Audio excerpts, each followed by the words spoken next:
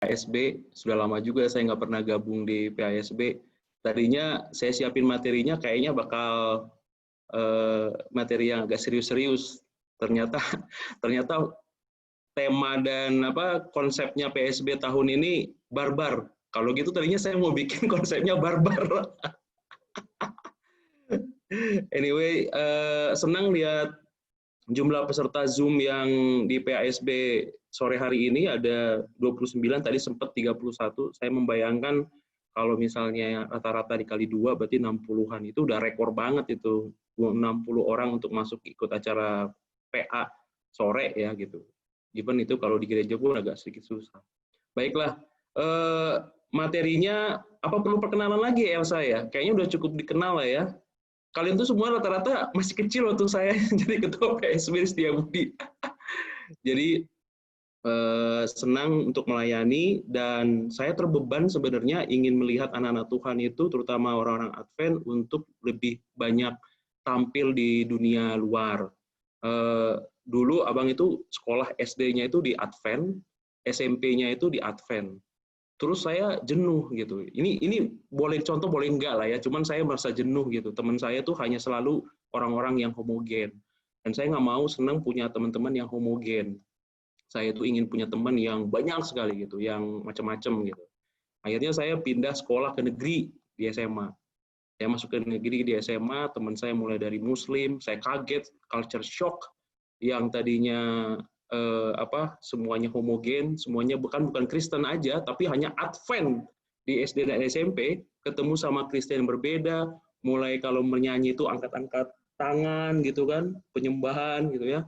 Terus kalau misalnya pernah diajak kelas 1 SMA itu nyanyi, yang pernah nggak kalau ikut nyanyi sambil tutup mata dan berdoa kayak persekutuan doa gitu, aminnya lama banget gitu. Aduh, saya pikir ini kapan aminnya ya gitu. Berulang-ulang, balik lagi ke ayat pertama, padahal sudah menjelang akhir referen, balik lagi ke ayat pertama. Mari kita ulangin lagi. Ayat pertama kita nyanyi, aduh ini kayak gini ya. Benar-benar culture shock saya tuh di situ. Tapi akhirnya dari kelas 1, saya malah kelas 2 udah jadi panitianya. Udah panitianya gitu. Kelas 3-nya makan sudah mulai tarik-tarik jiwa orang-orang untuk ikut persekutuan. Setelah itu saya masuk kuliah, saya kuliah di negeri, di Unpad, sempat di ITB juga. Lalu mulai banyak lagi. Teman saya ada yang dari Buddha sekarang. Saya punya 4 teman serangkai. Kami 4 serangkai ini, 1 Advent saya sendiri, jadi 3 laki-laki 1 perempuan. Yang 1 itu Muslim, cewek, jilbab pula. Yang satunya lagi Buddha, Chinese, yang 1 lagi Kristen Protestan. Wah, entah kenapa kami cocok aja ngomongnya itu. Jadi kalau misalnya suka nitip-nitip absen, nah sama mereka lah gitu. Dosanya tanggung bareng-bareng. Ya itulah seninya gitu ya. Jadi lalu setelah dari situ saya pikir, wah enak ya punya teman yang beragam gitu ya. Terus tampil, nggak pernah kuliah hari Sabat, orang lalu bilang, oh dia orang Advent sih gitu, belajar lah orang Advent. Saya harus ikut kuliah malam-malam dengan bapak-bapak di kuliah extension malam-malam, karena hari Sabat saya nggak kuliah, jadi saya harus kuliah di sore-sore, malam-malam jam 9 malam dengan babe gitu, dengan bapak-bapak ya untuk supaya bisa mengikuti kuliahnya gitu. Nah, satu poin adalah saya tuh ingin berusaha tuh ingin jadi bikin sesuatu gitu, ingin jadi tampil, ingin jadi pemimpin, bukan karena pengen tampil, enggak, karena gratisan aja gitu. Kalau kita salah nggak ada yang pecat gitu. Jadi kalau misalnya saya pernah tadi kan disebutin saya pernah jadi ketua PA, paling enak jadi ketua PA gitu. Kuliahnya itu gratis, prakteknya gratis. Coba kerja sekarang di perusahaan, apalagi swasta, salah sedikit pecat. Tadi malam saya kasih tahu di Vesper, dulu pernah ada kenalan saya salah posting, mengirimkan transfer ke rekening yang salah, dipindahkan langsung ke Papua. Hanya sekali salah transfer, pindah langsung ke Papua. Shock gitu. Nah kalau di PSB salah atau apa gitu, ya enggak, palingnya dia diampuni lah gitu kan. Nah tempat yang belajar itu adalah di organisasi, dan selalu pengen jadi pemimpin karena punya banyak ide. Silakan, kalaupun misalnya nggak jalan, salah, ya kita bisa perbaiki gitu. Nah, itu saya terbeban ingin membuat banyak orang-orang Advent ingin jadi pemimpin. Makanya saya jarang lihat sih orang-orang Advent jadi pemimpin, dan senang sekali kalau misalnya lihat kayak Billy jadi staf ahli presiden, terus juga ada beberapa orang yang Advent, ada profesor juga dokter Lin kalau nggak salah, jadi kalau nggak salah ketua dekan kalau nggak salah, atau profesor lah di Universitas Sriwijaya. Ada lagi beberapa orang-orang Advent yang maju, yang jadi role model di luar, dan itu bisa membuat pekabaran Tuhan itu jadi lebih cepat. Jadi mungkin bagus di dalam, tapi akan lebih bagus lagi kalau kita keluar. Nah, itu makanya materi kita sore hari ini bicara mengenai pemimpin. Pemimpin bukan pemimpin kaleng-kaleng. Jadi ini fun aja. Ini sama seperti konsepnya ketua PA kita, Barbar. Ini bukan monolog. Saya nggak mau kita satu arah, kita mau dua arah diskusi ya. Izin saya untuk share materinya.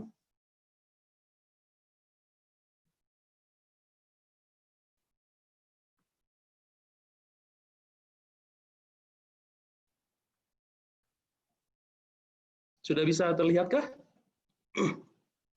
Sudah Bang, sudah terlihat. Oke, jadi materinya adalah bukan pemimpin kaleng-kaleng. Jadi kita diskusi ya, kalau misalnya nanti ada pertanyaan, bisa raise your hand, bisa juga langsung interrupt saya. Oke, kita mulai. Ini fakta nih, kayaknya Bennett nih udah ahli banget nih Alkitab nih ya. Yang lain-lain juga ahli Alkitab nih. Coba deh, di Alkitab itu ada 31.171 ayat di dalam Alkitab. Percayalah ya, itu udah dicek lah, 31.000. Nah, uniknya dari 31.000 ayat di Alkitab itu, 15,1% itu bicara mengenai kepemimpinan, bicara mengenai raja, ratu, imam, menteri, gubernur, bupati, panitera, rasul, nabi. Saya belum masukkan hakim, terus belum masukkan lagi penatua, ketua. Saya nggak masukkan itu karena akan banyak sekali konteksnya gitu. Karena kalau ketua mungkin konteksnya yang lain. Tapi bicara mengenai jabatan pemimpin itu ada 15,1% ayat di dalam Alkitab bicara mengenai kepemimpinan, orang yang memimpin. Dan uniknya, hanya ada 2,3% dari total ayat Alkitab yang bicara mengenai dosa. Padahal kunci dari Alkitab itu bicara mengenai keselamatan, bicara mengenai manusia hidup baru, berubah dari manusia yang berdosa menjadi manusia yang benar. Tapi hanya ada 2,3% bicara mengenai dosa. Semuanya umumnya 15% itu, 7 kali lipatnya itu bicara mengenai kepemimpinan. Kenapa? Karena ada satu line bahwa memang orang yang menjadi pemimpin itu bisa mengarahkan orang menjadi orang baik atau bisa menjadi orang yang tidak baik. Itu makanya penekanannya adalah kepada kepemimpinan. Nah, ini kan kita sering lihat kaleng gitu ya. Nah, bukan pemimpin kaleng-kaleng itu kenapa? Karena kita bicara dari kitab Kejadian sampai dengan kitab Wahyu, itu bicara mengenai kesuksesan, dahsyatnya bangsa Israel, dahsyatnya umat Tuhan, itu dipimpin sama orang yang bukan pemimpin kaleng-kaleng. Apa sih kayaknya pemimpin kaleng-kaleng itu? Ya seperti itu, kayak misalnya kita minum kaleng dari minum Coca-Cola gitu ya, dilempar penyok, baru dipegang sedikit udah penyok, dibiarkan sedikit udah hancur, ringsek, cepat ringsek gitu. Begitu kena tekanan dikit, udah bentuknya sudah tidak ada lagi. Dan biasanya kaleng seperti begini, pemimpin seperti begini, begitu sudah diselesai satu kali tanggung jawabnya, nggak kepake lagi, nggak lama. Durasinya itu nggak lama gitu. Nah, kita tuh nggak akan mungkin punya target, punya teladan, kita punya sejarah hidup yang luar biasa kalau dengan konsep kaleng-kaleng seperti ini. Teman-teman bisa buka Ibrani 13 ayat 7, mungkin ada yang bisa bantu saya untuk baca Ibrani 13 ayat 7.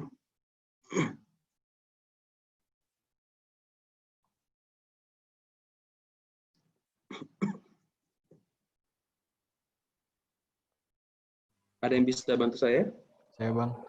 Silakan. Ibrani 13 ayat 7. Ingatlah akan pemimpin-pemimpin kamu yang telah menyampaikan firman Allah kepadamu. Perhatikanlah akhir hidup mereka dan contohlah iman mereka. Nah, jadi katanya dilihat, ingat akan pemimpin-pemimpin kamu yang telah menyampaikan firman Allah kepadamu, yang artinya memberikan contoh ya, perhatikanlah akhir hidup mereka dan contohlah iman mereka. Jadi memang saya bisa membayangkan nih, kalau misalnya Bennett nih jadi ketua PA. Tahun lalu siapa Bennett? Caleb ya? Iya, Bang Caleb. Ya, tahun lalu Caleb gitu ya. Coba bayangkan Caleb nih. Caleb udah nggak jadi ketua PA gitu.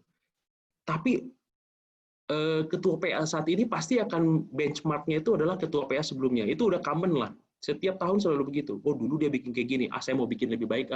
Setidaknya kita punya benchmark gitu. Atau minimal kita bisa melihat 2 tahun yang lalu siapa sih ketua PA-nya gitu. Itu tanggung jawabnya seorang pemimpin tuh kayak gitu loh. Jadi kalau misalnya PASB ini mau baik tahun depan, ketua PA-nya harus luar biasa, harus awesome gitu. Harus gokil gitu tahun ini. Karena kalau ketua PA-nya nggak gokil tahun ini, tahun depan itu bisa-bisa lebih nggak gokil gitu. Jadi karena benchmark-nya itu akan dilihat. Oke. Nah, Abang tuh mau coba share ini materi 3 SKS nih kalau di kuliahan gitu ya. Nanti bisa saya sharing, nanti habis tutup sahabat, nanti coba saya sharing materinya ya, PDF-nya. Tadi mau sharing, cuman nggak enak, takut dibaca, malah nggak kontekstual. Nah, karena pentingnya pemimpin, supaya nggak ada pemimpin kaleng-kaleng, kalau di dalam di bahasa kerennya sih, dibilang katanya authentic leadership. Authentic itu asli, otentik gitu ya. Ini diserap dari bahasa ke bahasa Indonesia, otentik. Coba search itu nama, kalau pengertian itu asli, benar-benar tulen. Bagaimana sih membuat pemimpin yang nggak kayak kaleng? Bagaimana sih bisa membuat pemimpin yang asli? Nah, itu orang banyak sekali bikin research. 60 tahun terakhir, background Abang kan manajemen ya. S1, S2 manajemen. Jadi saya senang sekali melihat orang, senang sekali melihat perilaku orang gitu. Biasanya kalau kita mau rekrut orang pekerja untuk masuk bergabung di organisasi kita, biasanya selalu saya tanya begini, bagus sih IPK-nya, bagus sih gitu. Cuman biasanya paling ditanya adalah apa yang Anda lakukan waktu Anda itu selama masa pendidikan SMA dan kuliah. Percaya nggak, waktu dulu saya masuk melamar pekerjaan, CV saya itu adalah bicara mengenai organisasi Advent, PASB, PAG, gitu. Orang sampai nanya, apaan sih ini pemuda Advent gitu? Ngapain sih PAG gitu? Nah, orang bicara research mengenai mencari pemimpin yang otentik itu sudah lebih 60 tahun terakhir ini. Ada 1.000 studies, ada 3.000 pemimpin yang diwawancarai, ada ratusan penelitian. Dan hasilnya seperti ini. Ini saya mau kasih contoh orang-orangnya, ada tokoh dalam Alkitab, ada juga di dalam tokoh kehidupan. Bukan berarti orang yang di dalam Alkitab itu setara dengan mereka ya. Ini hanya kita ngambil poinnya ya. Ini Harvard Business Review. Oke, orang yang pertama itu adalah Daniel Vasella. Dia itu ex-CEO Novartis. Ada yang tahu Novartis itu perusahaan apa? Ayo, ada yang mau sharing? Nanti kalau bisa dijawab, mungkin kemungkinan ada hadiah atau apa, nanti disiapin sama ketua PA. Kan tadi ada 2 sponsor PA-nya ya. Ada yang tahu Novartis itu apa? Perusahaan apa? Ini perusahaan big company. Big, very, very big, huge. Ini kalau big aja biasa sih. Ini huge, raksasa nih. Ini perusahaan-perusahaan obat. Mungkin pernah tahu Voltaren? Salep Voltaren gitu. Nah, itu perusahaan mereka. Novartis ini kalau dibandingkan dengan Microsoft punyanya Bill Gates, ini setengahnya Microsoft. Dia ini nomor 2 perusahaan pharmaceutical, perusahaan obat-obatan terbesar di dunia. Dia ini sudah beroperasi di 150 negara di seluruh dunia. Nah, Daniel Vasella ini salah satu yang membesarkan dari Novartis. Ini kisah hidupnya nih. Si Daniel Vasella ini lahir di tahun 1953. Dia orang Swiss, ya. Waktu usianya 4 tahun, dia ini sakit karena keracunan makanan. Waktu usianya 5 tahun, dia sakit asma dan harus tinggal berpisah dari orang tuanya selama 2 tahun. Jadi dia pindah, pergi ke atas ke gunung kalau nggak salah cari udara yang bersih atau kenapa gitu ya. Dan dia harus berpisah dari orang tuanya. 2 tahun loh, waktu usia 5 tahun. Saya nggak tahu nih, ini anak mungkin kalau ada di keluarga kita mungkin dibilang ini anak bawa sial nih, harusnya ganti nama nih. Bukan Daniel Vasela nih, kayaknya harus Ian Kasela nih kayaknya nih gitu. Gitu ya. Ini kalau di kita kan kayak gitu harus diganti nama nih, namanya keberatan nih Daniel nih gitu. Nah, usia 8 tahun udah sembuh dari asma, balik nih ke rumahnya, 8 tahun dia itu sakit TBC dan meningitis dan harus tinggal lagi di sanatorium 1 tahun, pisah lagi dari orang tuanya. Nggak cukup dari situ. Usia 10 tahun kakaknya meninggal karena kanker. Kakaknya itu usia 18 tahun. Jadi dia usia bedakan kakaknya 8 tahun. Usia 13 tahun, ayahnya meninggal. Ayahnya dioperasi, lalu bapaknya meninggal karena sakit lah. Usia 13 sampai 16 tahun karena bapaknya meninggal, ibunya itu terpaksa harus kerja di luar kota dan mereka hanya bisa bertemu sekali dalam 3 minggu. Saya saja yang ketemu, saya kan di Jakarta kerja ya, sekali dalam seminggu aja beban berat itu anak-anak tuh. Samuel tuh anak abang yang pertama tuh kalau saya pergi ke Jakarta nangis. Nah dia tuh gimana coba? Selama 3 tahun loh. Selama 3 tahun dia harus pisah dengan ibunya. Nah, walaupun dengan kondisi seperti itu, dia mau berjuang, dia mau belajar. Dan akhirnya baru bisa kuliah, usianya itu 20 tahun coba. Ini orang udah ketuaan untuk kuliah S1. Baru 20 tahun dia masuk kedokteran. Tapi untungnya ini anak luar biasa, dia lulus terbaik. Nah, karena dia lulus terbaik, dia tuh mendaftar gitu untuk menjadi ketua dokter di Universitas Zurich tempat dia kuliah. Tapi karena dia itu terlalu muda, dia ditolak gitu. Aduh, ini kalau saya lihat kondisi sepertinya begini, orang kecewa nggak seperti dia ini? Mungkin dia akan melihat, aduh, gua kutukan apa gitu, dosa apa lah, gua opung saya tuh dosa apa, kakek nenek saya tuh dosa apa gitu ya. Sampai akhirnya dia bilang, putuskan, nggak, saya harus tetap jalan, saya harus pindah ke US, saya nggak mau lagi ada di Swiss ini, saya mau pergi melalang buana gitu.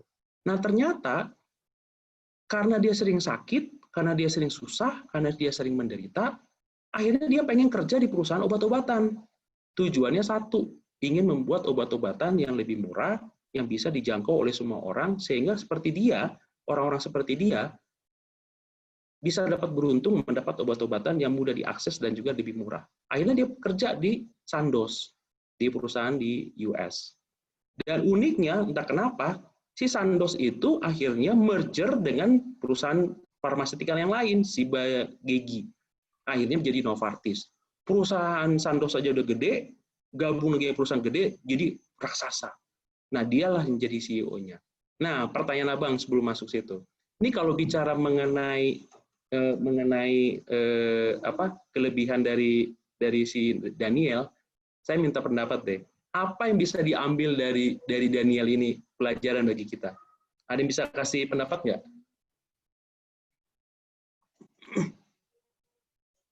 Kaleb, ayo Leb.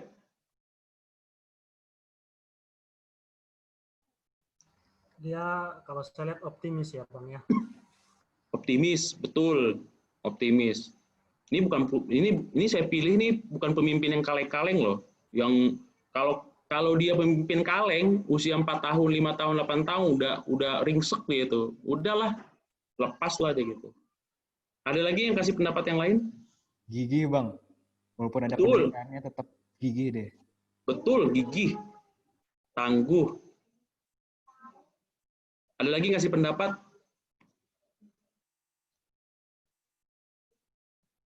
Ayo dong. WSB kan gokil. Ada lagi? Belum ada? Oke. Gigih, tangguh, optimis, bagus lah gitu. Tapi ada satu poin yang membuat dia itu menjadi lebih berat, yang itu menjadi maju. Ini nih. Ini pelajaran bagi teman-teman. Ini nanti saya sharing materinya yang dari Harvard Business Review. dan kata-katanya nanti tinggal bisa di ini ya, bisa apa? Nggak ada saya tambah-tambahin. Persis seperti ini. Ini katanya gini nih. Belajar dari cerita kehidupanmu. Stop meniru orang lain. Jadi katanya supaya menjadi pemimpin itu ya bagus sih untuk melihat benchmark gitu ya. Tapi katanya stop untuk meniru orang lain. Belajar dari cerita kehidupanmu. Katanya many leaders reported that their motivation came from difficult experience. Jadi banyak sekali orang yang berhasil itu karena dalam kondisi sulit. Gitu. Abang tuh dulu pernah jadi kenaik angkot loh. Nggak ada yang tahu kan? Saya pernah jadi kenaik angkot. Jadi satu kali saya pernah jadi kenaik angkot. Angkotnya itu adalah Dago Riung Bandung. Jadi tahu ya Riung Bandung ke Dago gitu, yang warna putih. Nah, bisa dibayangkan dong saya jadi kenaik, terus dia lewat Unpad, saya masih kuliah nih di Unpad, lewat Unpad, yang mau naik itu teman saya. Aduh, ngeri banget. Bayangin gue malunya gitu ya. Terus begitu saya lihat teman saya itu mau naik, dia udah pegang tangannya udah gini-gini kan, kayak nyetop-nyetop gitu kan. Langsung saya bilang, mobil sih masih kosong. Langsung saya bilang sama supir, supir jalan terus, katanya gitu. Supir dia bilang, "Nih, mobil kosong kok gimana?" "Enggak, jalan aja, jalan," gitu. Jalan. Bayangin itu. Saya tuh jadi dari pagi sampai siang saya kuliah, ya siang sampai dengan malam saya kerja. Nah, nanti kebalikan kalau misalnya siang sampai malam saya kuliah, pagi sampai dengan siangnya saya kerja. Nggak ada yang tahu gitu. Tapi memang kadang-kadang kita tuh ditempa dengan keadaan yang sulit. Ide kita tuh bisa keluar. Saya tuh bisa kerja part time di kampus, lalu kerja jadi kenaik angkot gitu atau yang lain, itu ya karena memang kondisi saya sulit gitu. Uang sekolah saya pas-pasan gitu kan. Nah, jadi pelajaran dari kita itulah stop meniru orang lain. Masing-masing itu sebenarnya punya pemimpin kok. Coba nanti baca studinya. Semua kita itu jadi pemimpin. Tidak ada orang yang dilahirkan menjadi pemimpin, yang satu lagi menjadi ekor. Jadi benar tuh di ayat Alkitab, kita itu sebenarnya menjadi kepala, bukan menjadi ekor. Jadi ya tinggal digali ceritanya supaya bisa menjadi pemimpin. Jadi saya ngambil dari John Bart, mungkin pernah nonton filmnya, dan dia seorang novelis. The story of your life is not your life, it is your story. Jadi kalau kita curhat ke orang lain gitu ya, aduh hidup gue susah. Seolah-olah itu gambaran kita itu susah gitu. Enggak, itu cukup hanya cerita. Kehidupan kita itu hanya cukup jadi cerita. Nah, maksudnya itu kita jangan masuk ke dalam cerita itu, terbenam di cerita itu, tapi coba mengambil apa yang terbaik dari cerita itu. Oke ya, key point pertama, jangan contoh atau jangan mau meniru pemimpin yang lain. Karena kita itu adalah pemimpin. Keluarkan potensimu, lihat cerita hidupmu, ambil positifnya, kembangkan itu. Itu key point pertama. Oke, cerita yang kedua, nah ini saya Musa. Saya nggak mau bandingin si Daniel dengan Musa ya, tapi yang kita mau lihat ya. Nah ini, coba lihat sejarahnya si Musa nih, Nabi Musa. Dia lahir tanah Mesir. Usia 1 hari sampai 3 bulan, hidupnya tuh terancam. Hampir dibunuh oleh bangsa Mesir. Bayangkan, begitu lahir, laki-laki, dia harus disembunyikan. Kalau dia nangis, kedengaran sama orang Mesir, ditangkap, dibunuh. Bayangin tuh stresnya itu orang tuanya.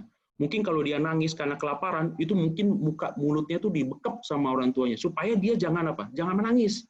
Dari mulai pagi sampai malam, 24 hours nggak boleh nangis. Kan bayi kadang-kadang kan jam 1 malam, jam 1 pagi, jam 11 malam, kan kadang-kadang bangun tuh nangis. Tapi jangan nangis gitu. Gimana caranya? 3 bulan loh dia itu. Berat hidupnya. Dari usia 0 sampai 12 tinggal di perkampungan Israel. Wah, nggak mewah-mewah banget lah. Namanya juga perkampungan, orang-orang hamba semua. Tapi uniknya setelah usia 12 tahun, dia tinggal di istana Firaun. Kan waktu dia di sungai itu didapat sama putri Firaun kan. Lalu datang tuh Miriam bilang, ini siapa nih, coba cari dong yang bisa ngasuh dia gitu. Dia bilang, dikasihlah ke ibunya. Ya udah nanti setelah 12 tahun lu balikin ya ke gua, tapi semua biaya dengan yang lain-lain akan saya ganti katanya. Nah, tapi setelah 12 tahun, beda loh. Dari tempat orang kampung Sekarang jadi orang gedongan nih, masuk ke istana Firaun. Happy dong gitu. Nah, dia itu tinggal di sana itu 28 tahun di istana itu. Wah, 28 tahun boleh lah gitu ya. Usia 40 tahun tapi akhirnya dia apa? Dia itu membunuh. Harus lari. Waduh, gimana tuh? Orang membunuh, orang nggak pernah ini membunuh gitu. Lalu 40 tahun hidup di padang pasir dengan yang ketakutan. Mau pergi ke istana Mesir lagi takut ketangkap, mau ke tempat masalah lagi dia nggak biasa ketemu tempat yang jauh-jauh, 40 tahun sampai akhirnya dia dapat panggilan. Lalu setelah itu 40 tahun kemudian baru dia memimpin bangsa Israel di padang pasir lagi. Tahu nggak berapa yang dipimpin dia itu? Dia itu memimpin 4 juta bangsa Israel. Jadi waktu bangsa Israel keluar dari Mesir menuju Kanaan, itu jumlahnya kurang lebih 2 juta orang. Ya, 2 juta. Gue pergi nih, Alkitab menulis itu 600 ribu laki-laki. Ya kurang lebih 2 juta orang lah. Tapi begitu bangsa Israel itu berdosa, yang 2 juta itu meninggal semua. Yang tinggal itu hanya 2 orang. Yang lewat dari Laut Merah itu, yang waktu dia bangsa Israel itu dihancurkan oleh tembok air itu yang selamat di situ, yang lewat dan selamat itu hanya 2 orang ke Kanaan, yaitu Yosua dengan Kaleb. Benar-benar nih, pantas saja PSB ini maju, karena nama-namanya ada Yosua, ada Kaleb. Yosua wakil ketua PA, Kaleb yang ketua PA yang kemarin gitu ya.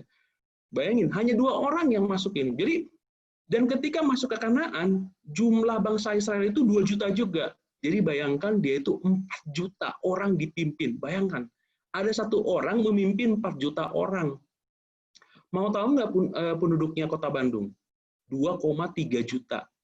Berarti kurang lebih 2 kali Kota Bandung penduduknya yang ribet dan riweuh ini dipimpin selama 40 tahun di padang pasir. Muter-muter aja. Yang tadinya dari Mesir ke Kanaan itu bisa 40 hari, mereka muter-muter 40 tahun. Bayangin. Gak ada pemimpin yang lebih hebat daripada Musa sepanjang sejarah ya. Sebutin siapa CEO yang bisa memimpin 4 juta karyawannya. Hanya Musa yang paling hebat. Gila. Nah, ini gokil banget. Nah, kalau dengar cerita ini, apa yang bisa kita ambil pelajaran dari Bapak Musa ini? Ada yang kasih pendapat nggak? Ya, saya bilang sama Bennett ini dialog loh, ininya dia ya apa PA-nya. Biar kita jangan kedinginan nih, Bandung nih udah mulai agak dingin nih kalau udah mulai sore. Ada yang bisa kasih pendapat? Apa yang bisa diambil dari poin dari Bapak Musa ini?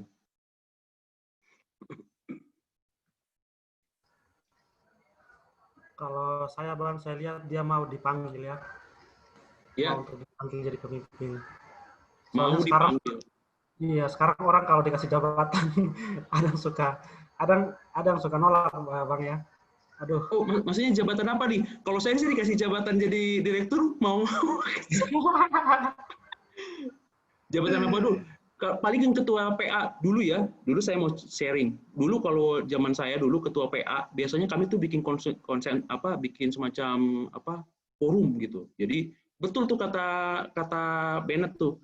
Biasanya tempat nongkrongnya anak PSB nggak berubah rupanya. Tempat nongkrongnya PSB itu biasanya hanya di depan dan rumah pendeta. Jadi orang muda kan biasanya ada tuh yang menjadi panitia pemilih.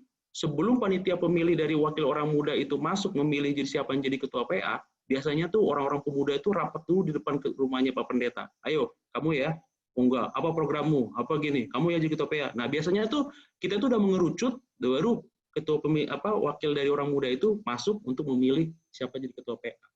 Nah, di situ tuh biasanya kalau disuruh jadi ketua PA, itu pasti nggak ada yang mau tuh. Ini jadi ketua PA ya? Enggak, gue sibuk, mau skripsi. Oh ini, saya baru masuk nih, belum kenal nama orang-orang di sini. Semua pada nolak tuh, padahal jadi ketua loh. Nah, tapi kalau di perusahaan, semua berebut dong jadi jabatan. Berebut nih jadi jabatan. Coba mungkin maksudnya Kaleb, mungkin kalau yang kayak Musa, yang ketua gratisan kayak gini, mungkin orang nolak ya. Yang pro bono kayak gini sih nolak. Gitu. Ada yang lagi nggak pendapat? Makasih Kaleb. Ada lagi yang kasih pendapat? Orangnya sabar, Bang. Orangnya sabar. Betul, orangnya sabar. Bayangin, 40 tahun, 2 juta orang lebih pengen minum, pengen makan, pengen kedinginan, kepanasan. Bayangin itu, pusing itu gimana. Aduh, nggak kebayang tuh, saya aja punya anak 4 orang aja udah pusing, apalagi 2 juta orang didengerin. Ada lagi nggak yang ini, yang pakai pendapat? By the way, kita masih 30 orangan lebih kan, nggak hanya Bennett dengan Caleb kan.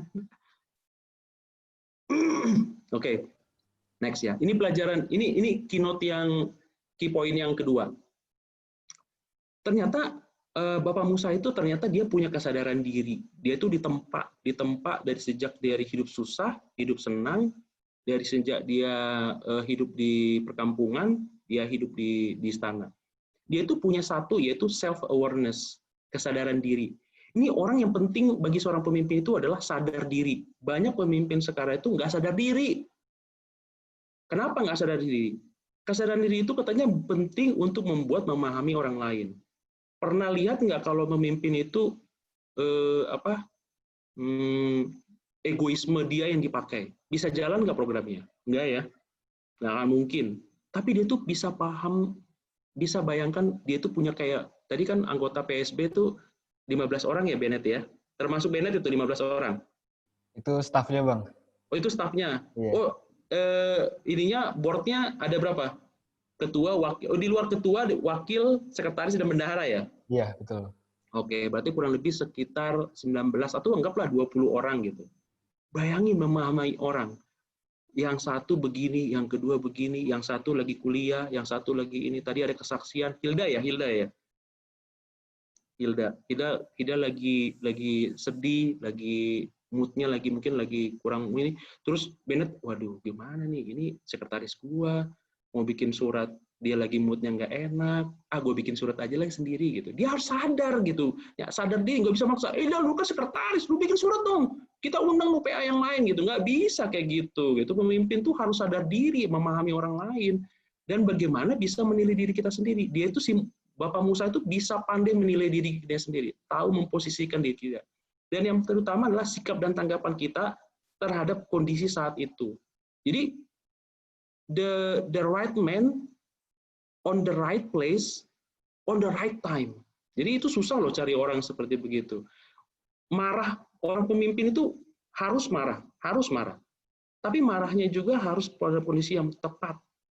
Kalau pemimpin itu nggak marah, nih saya kasih tips. Kadang-kadang nih ya, kalau organisasi itu smooth, itu nggak bagus loh. Kadang-kadang Bennett ya dengan tim yang lain, board yang lain, kadang-kadang bikin chaos deh sedikit sekali-sekali. Bikin aja chaos. Kenapa bikin chaos? Karena kadang-kadang kita tuh penting mendapat stressful itu untuk membuat kita itu imun kita itu naik gitu. Kadang-kadang itu perlu virus supaya imun kita tuh kuat. Kalau nggak ada virus masuk ke dalam tubuh kita, waduh, nggak ada tuh virus, nggak ada imun kita tuh nggak kuat gitu. Jadi kadang-kadang ya itu kita harus bisa tanggap dengan kondisi apapun. Nah, kalau ada masalah kita bisa. Ya, jadi yang tadi bicara jangan imitate, yang key point pertama, yang kedua harus sadar diri, mengetahui kemampuan diri kita dan mengetahui kemampuan orang lain supaya kita bisa bekerja sama dengan orang lain. Sampai saat ini ada pertanyaan? Ada pertanyaan? Satu Bang, satu. Oke, Caleb, go ahead. By the way, Pak Pendeta ada di sini nggak sih? Lagi pergi. Oh, Bapak Pendeta pergi. Oke. Silakan, Caleb. Ini yang paling pertama tadi, yang Bang Richard bilang, jangan tiru kehidupan orang lain, tapi jangan posisi diri kita sendiri ya. Yes. Nah, kalau yang sering saya buat, saya suka untuk melihat yang orang sudah buat nih Bang. Si A, dia mengerjakan dengan caranya dia. Walaupun saya nggak bisa mencoba mengerjakan dengan caranya dia, habis itu saya evaluasi. Terus saya ngecek lagi di kemampuan saya, apa sih salah saya, atau apa sih kelebihan saya, kenapa saya lebih dari dia, atau saya lebih rendah dari dia. Yeah. Nah, saya, cara seperti itu apakah efektif untuk menjadi dilakukan calon pemimpin atau kurang tepat kalau sesuai dengan materi orang pertama tadi Bang ya. Jadi saya itu sukanya copas, terus saya kembangin kayak gitu saya orangnya. Oke. Bisa saya jawab langsung ya? Ya, boleh. Jawabannya boleh dan harus. Dan harus. Kita itu hidup. Coba balik lagi ke ayat Ibrani 13 ayat 7 tadi. Kita buka deh ayatnya lagi ya, Ibrani 13 ayat 7.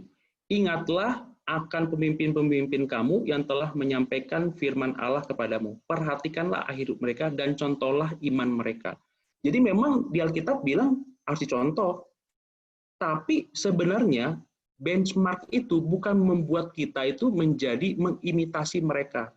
Meniru apapun yang mereka lakukan. Kenapa? Karena sudah dilakukan, sudah dilihat bahwa memang kita itu tidak bisa mengimitasi orang lain. Jalan hidup kita itu beda-beda. Yang dilakukan oleh Kaleb itu betul. Ambil sisi positifnya, lihat diri kita sendiri, kembangkan berdasarkan storyline kita sendiri. Tapi kalau orang lain punya satu story, jangan diimitate. Oh, saya harus melakukan seperti ini. Ya nggak bisa juga gitu.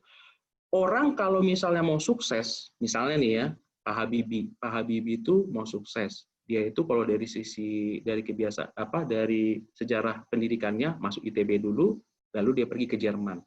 Kalau kita mengimitate di dalam pemikiran kita bahwa orang sukses seperti Pak Habibie untuk jadi presiden harus dari ITB, lalu pergi ke Jerman, lalu dia punya ahli teknologi, bisa bikin pesawat, dan akhirnya balik ke Indonesia, lalu jadi presiden, salah kita. Ternyata ada Pak Jokowi yang kuliahnya di UGM, ngambil jurusan kehutanan, bisa juga jadi presiden, dan dia seorang ahli pengusaha mebel. Artinya untuk menjadi seorang pemimpin itu banyak cara, tapi bisa kita ngambil dari mereka contohnya untuk kita mengembangkan dari cerita kita sendiri. Nggak bisa kita harus punya, saya harus ke ITB untuk berhasil. Enggak. Sukses itu bisa melalui Unicom, bisa melalui ITHB, bisa melalui Unpad, bisa melalui manapun, universitas apapun. Karena story kita yang akan jalanin. Gitu ya. Bisa menjawab nggak? Atau menjadi makin bingung?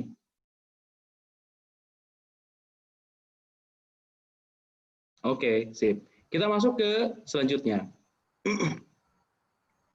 Nih, saya tadi kaget deh dengan kahut kita tadi itu, tempat nongkrong habis balik sekolah habis PA tuh di mana? Kalau PA Warung Pak Ubed. Warung Pak Ubed, Bang. Warung Pak Ubed itu apaan sih? Nasi goreng banyak lah, Bang. Oh, nasi goreng yang di Oh, nasi goreng di mana? Di Gandok, Bang. Oh, di Gandok. Iya. Sharing ya, coba ini. Zaman saya tuh ada tiga tempat yang biasanya kami tempat nongkrong PSB zaman dulu. Tapi persis loh, biasanya kayak gitu. Dan biasanya ya, pulang dari kelas dari PA gitu, banyak yang jadian loh. Banyak yang jadian. Dan akhirnya jadi PA kita tuh dulu tuh banyak gitu. Mungkin jadi itu makanya PA juga, PSB itu banyak anggotanya. Jadi kalau zaman saya dulu sama persis nasi goreng sih ya, biasalah. Anak namanya PA yang 10.000 dapat nasi mawut yang gede, bisa dibagi dua, yang murah meriah gitu kan. Jadi ada nasi goreng yang pertama itu di Balubur, yang dikipas-kipas.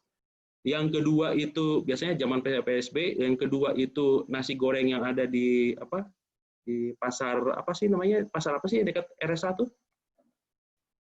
Sederhana. Pasar Sederhana. Nggak tahu bapaknya masih ada atau enggak. Dan yang ketiga namanya Burcang yang di Gandok.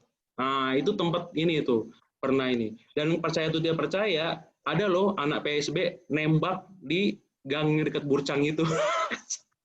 Pas pulang PA. Dan akhirnya ditolak. Itulah itu momennya gitu. Jadi biasanya tuh kalau udah makan begitu kan, nah ketahuan tuh, itu trik banget tuh cowok-cowok gitu ya.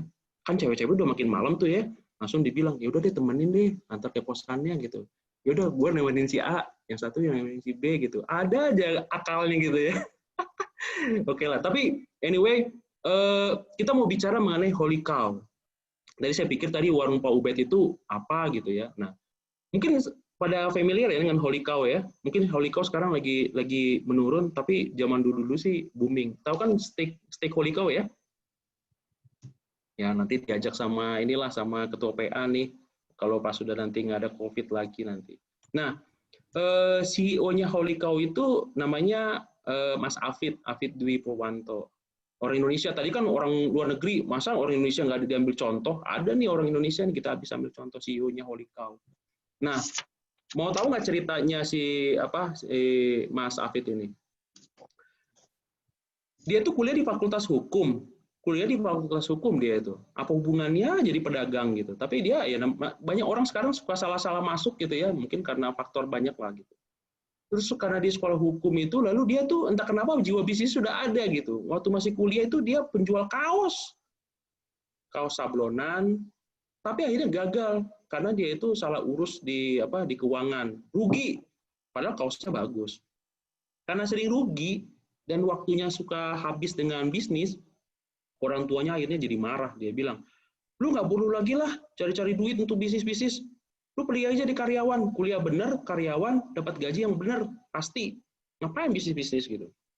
Tapi dasar anaknya memang agak-agak jiwa-jiwa entrepreneur gitu ya. Malah dia bikin bisnis keripik. Lalu dia bikin trading company. Berhasil nggak?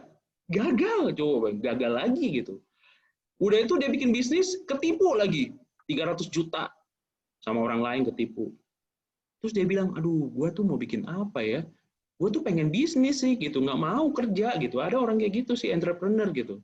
Ya udahlah, karena dia suka makan steak, lalu dia itu tahu kan steak wagyu itu kan, wow ini ada yang ini nggak ya, yang vegetarian nggak nih? Gue ngomongin daging gimana nih ya?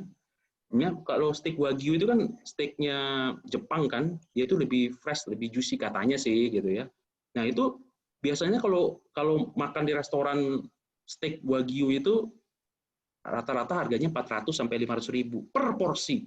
Karena memang katanya lembut banget, itu steaknya sapinya dari Jepang gitu. Jadi mungkin sapinya itu mungkin dengerin musik gitu terus. Jadi biar dagingnya empuk gitu, dengerin musik, makanannya enak, nggak stres. Jadi seratnya itu nggak kenyal gitu. Jadi kalau dimakan tuh enak banget gitu, katanya sih gitu. Nah dia tuh suka makan steak dan senang makan, suka meramu-ramu masakan lah di dapur gitu. Tapi selalu terbeban, kenapa sih orang mau makan steak itu harus yang mahal gitu. Nah akhirnya dia buka nih perusahaan Holy Cow, steak wagyu dengan harga, jadi kayak zamannya kayak The Cost lah, makanan bintang 5, hotel bintang 5, tapi harganya harga kaki 5, nah gitu. Lalu dia bikinlah tenda-tenda gitu di Jakarta gitu kan, dari tenda akhirnya lama-lama jadi punya toko, lama-lama punya restoran, punya cabang. Lalu setelah 3 tahun, ribut dengan investornya yang lain. Udah ribut. Setelah ribut, pecah kongsi. Begitu pecah kongsi, Holy Cow jadi ada 2. Ada Holy Cow punya temannya dengan Holy Cow punya dia. Nah, kalau misalnya mau pergi ke Holy Cow punya dia, itu selalu ada tulisan gini, Steakhouse by Chef Afif. Jadi Afif gitu. Jadi selalu ada kata-kata itu. Nah, tapi dia tuh terus berinovasi. Banyak orang yang meniru dia gitu, meniru dia. Nah, tapi terus dia berusaha supaya dia itu survive. Nah, mungkin sekarang Holy Cow agak sedikit menurun, tapi dia terus mau inovasi. Nah, kalau dengar dari cerita ini bukan pemimpin kaleng-kaleng nih, ini pemimpin yang sudah ditempa juga. Apa sih yang bisa diambil dari poin dari ceritanya si Mas Afid ini? Ada nggak teman-teman yang lain? Lawan arus dia, Bang. Lawan arus ya? Iya. Lawan arus. Ada yang lain nggak? Yang cewek dong, aku pengen denger suara yang cewek.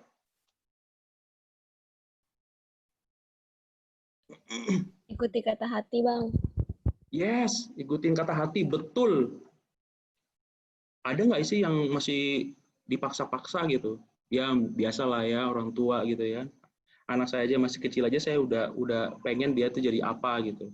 Tapi bener tuh, ikutin kata hati. Ada lagi pendapat yang lain?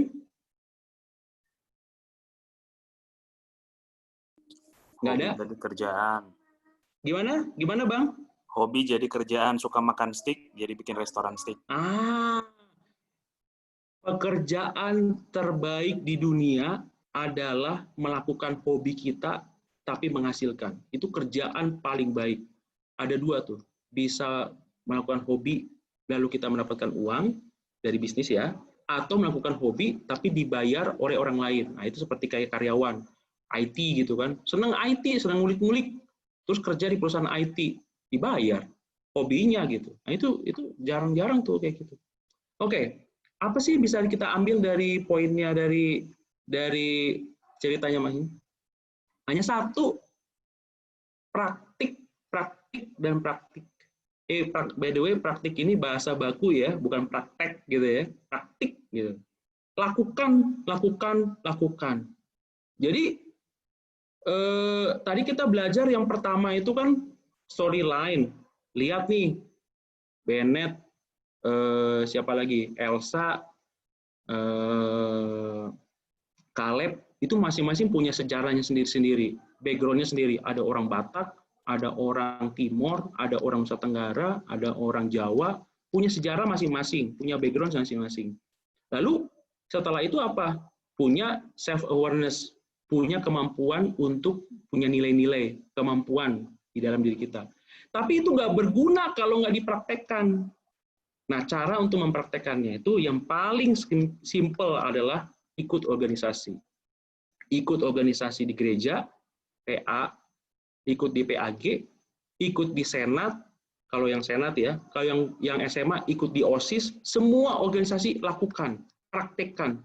Karena semua teori-teori ini akan tetap jadi teori, tidak akan menghasilkan apapun kalau nggak dipraktekkan. Afid tadi, kalau dia tidak praktekkan apa yang menjadi keinginannya, ya sudah, begitu saja, dia akan menjadi karyawan. Dia harus kita praktekkan. Nilai-nilai tadi harus kita praktekkan. Oke. Masuk ke dua slide terakhir. Ini saya sengaja terakhir, mungkin ada yang pernah baca buku Jesus CEO. Nah, bukunya bagus, nanti coba di search. Ini buku lama, buku Jesus CEO. Jadi buku ini jadi national bestseller di zamannya ya. Kalau mau jadi CEO katanya coba deh contoh dari karakter Yesus. Jadi banyak tuh diambil banyak orang yang mencoba meneliti kenapa kok bisa sih Yesus itu bisa berpengaruh bagi banyak orang. Kalau tadi Musa itu bisa berpengaruh di 4 juta, dihormatin di 3 agama, Yahudi, Muslim dan Kristen. Ini Yesus ini, waduh, orang yang berpengaruh. Terakhir dia di nomor 3 sebagai 100 orang berpengaruh di dunia.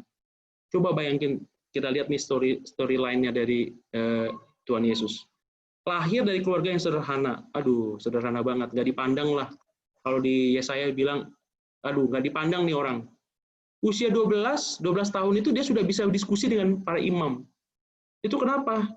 Karena ibunya, orang tuanya mendidiknya dengan baik. Rajin belajar dan bekerja.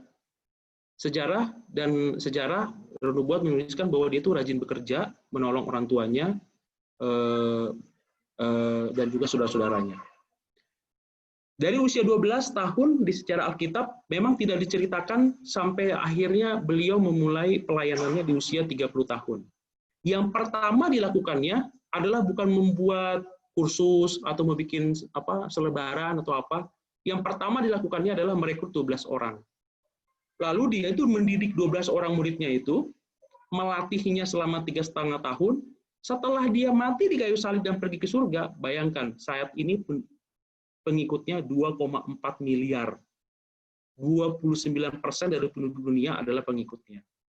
Muslim respect kepada dia, Buddha respect kepadanya. Bahkan katanya ada kitab di Buddha kitab di Hindu, kitab di Buddha yang mengatakan bahwa sebenarnya ada hubungan antara Buddha, sang Buddha Gautama dengan Yesus. Jadi hampir semua agama menyorot mengenai Yesus. Pengaruhnya sangat luar biasa. Dari cerita ini, kira-kira apa yang bisa kita ambil? Itu tentu banyak lah ya, tapi coba apa sih bisa kita ambil dari Tuhan Yesus? Dari cerita ini aja.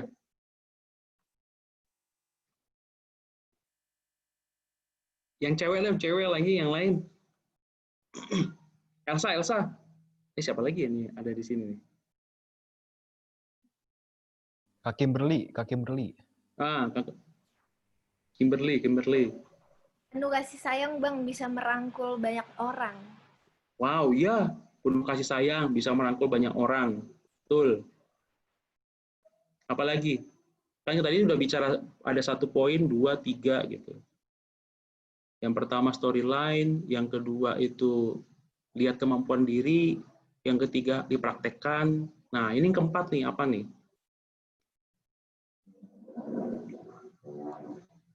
Yang keempat itu pemuritan dan jadilah teladan. Ternyata kenapa sih disorot Tuhan Yesus itu?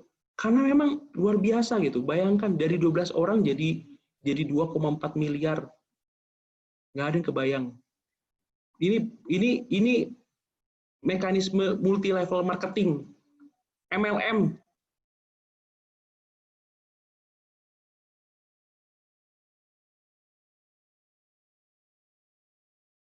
Dengan cara ini. Nah, kalau kita bicara mengenai manajemen, bagaimana kita mengurus satu organisasi, jadi katanya manajemen itulah mencapai tujuan bersama dengan menggunakan sumber daya yang ada melalui orang lain. Jadi kalau PASB, yang kerja itu adalah Bennett, yang kerja itu Hilda, yang board yang 4 tadi itu organisasinya nggak sehat. Tapi kalau yang kerjanya itu, yang idenya itu board, tapi yang kerjanya 15 dan 20 orang kerja dan tercapai tujuan, itu artinya manajemen baik. Jadi yang dilakukan oleh Tuhan Yesus itu yang pertama itu bukan mengajarkan kepada orang-orang, enggak. Yang dilakukan yang pertama adalah mencari 12 murid. 12 muridnya dibekalin sama seperti kayak Bennett nih, mencari waktu kepilih jadi ketua PA, yang dicari ada 15 orang stafnya. 15 orang stafnya itu dibekalin, dikasih teladan, dikasih contoh yang baik, lalu suruh kerja, lalu kita bekerja. Hasilnya nanti kita lihat di akhir, apakah lebih baik atau stagnan atau apa gitu. Nah, poin itulah yang dilakukan oleh Tuhan Yesus untuk mengembangkan kepemimpinan. Bukan pemimpin kaleng-kaleng nih, pemimpin yang bisa mengembangkan dan kelihatan hasilnya. Nah, saya mau ambil summary. Yang pertama, pemimpin itu harus unik, nggak bisa ditiru. Jadi semua kita pemimpin, percayalah bahwa kita semua ciptakan jadi kepala, tidak jadi ekor. Yang kedua, Anda itu tidak perlu dilahirkan dengan sikap tertentu untuk menjadi pemimpin yang baik. Banyak sekali tulisan pernah saya baca, klinik gitu atau gimana ya, bahwa sebenarnya kita tuh born to be a leader, dilahirkan untuk jadi pemimpin. Bapak Presiden Soekarno, dia itu dibilang sang putra fajar. Dia itu lahir pagi-pagi. Wah, itu luar biasa. Begitu pagi-pagi, menjelang matahari bersinar, orang sudah memprediksi karismanya sudah ada, bakal jadi orang besar nih, dan ternyata jadi presiden. Tapi lama-kelamaan orang berpikir, kok bisa ya Pak Jokowi jadi presiden?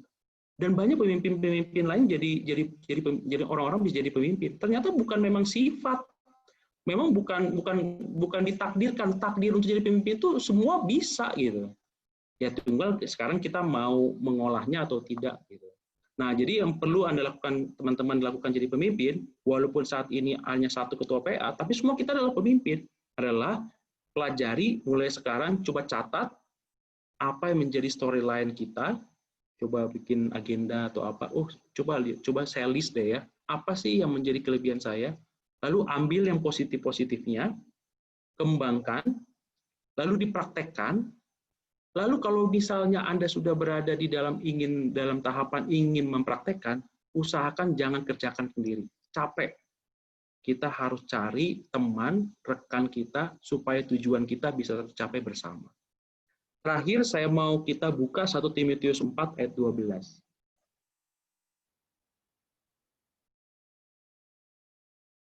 Ada yang bisa bantu saya baca? Saya, Bang. Sorry. 1 Timotius 4 ayat 12. Jangan seorang pun menganggap engkau rendah karena engkau muda. Jadilah teladan bagi orang-orang percaya dalam perkataanmu, dalam tingkah lakumu, dalam kasihmu, dalam kesetiaanmu, dan dalam kesucianmu. Nah, jadi banyak orang yang bilang, oh kalau jadi pemimpin itu harus tua dulu, banyak pengalaman gitu ya. Enggak. Dan tahu nggak kenapa saya sekarang itu, salah satu ya, kenapa saya sekarang dulu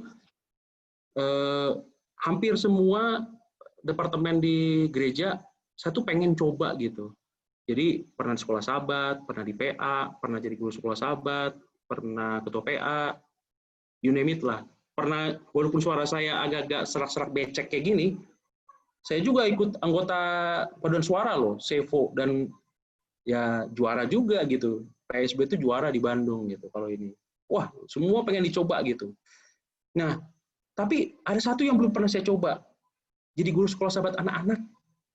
Saya tuh pengen loh jadi guru sekolah sahabat anak-anak. Dan salah satu saya kenapa tujuan saya adalah saya tuh ingin kan biasanya tuh kalau guru sekolah sahabat anak-anak saya selalu lihat di gereja itu kan ibu-ibu ya, ibu-ibu aduh kayaknya udah capek gitu ya. Ya seadanya mungkin ya bagi beberapa ya saya perhatikan gitu. Saya tuh nggak rela gitu kalau anak-anak kecil yang mau jadi besar, jadi pemimpin, aduh kayak tidak dibina dengan baik. Saya bilang saya mau jadi sekolah sahabat anak-anak, saya mau bikin sesuatu yang baru biar anak-anak itu lebih pede, biar anak itu lebih berani. Nah, jadi di ayat tadi jelas sekali, jangan seorang pun menganggap engkau rendah karena engkau muda. Jadi teman-teman itu adalah pemimpin. Jangan pernah orang berpikir Anda itu rendah. Tapi mulai dengan berpikir bahwa kita juga jangan memposisi kita jadi orang yang rendah. Jadilah teladan. Banyak loh sekarang orang-orang muda, milenial, yang sekarang itu justru menjadi teladan. Bagi banyak orang, di dalam apa perkataan, tingkah laku, kasih, kesetiaan, dan kesucian. Baiklah kita dikenal, kalau misalnya nanti abang dengar gitu ya, jadi seorang pemimpin gitu, dari PA Setiabudi, ada yang jadi pemimpin organisasi NGO, ada yang punya entrepreneur apa, mungkin Caleb buka usaha apa gitu ya. Waduh, seneng gitu saya. Karena memang tujuan kita itu adalah menjadi pemimpin, jadi teladan bagi orang lain. Diceritakan bagi orang lain, jadi kesaksian hidup bagi orang lain. Saya pikir itu yang bisa saya sampaikan. Saya ingin teman-teman semua pemuda Setiabudi jadi pemimpin yang baik. 5 tahun dari sekarang jadi pemimpin yang berhasil, bisa sharing lagi kepada adik-adik yang masih kecil sekarang. Terima kasih.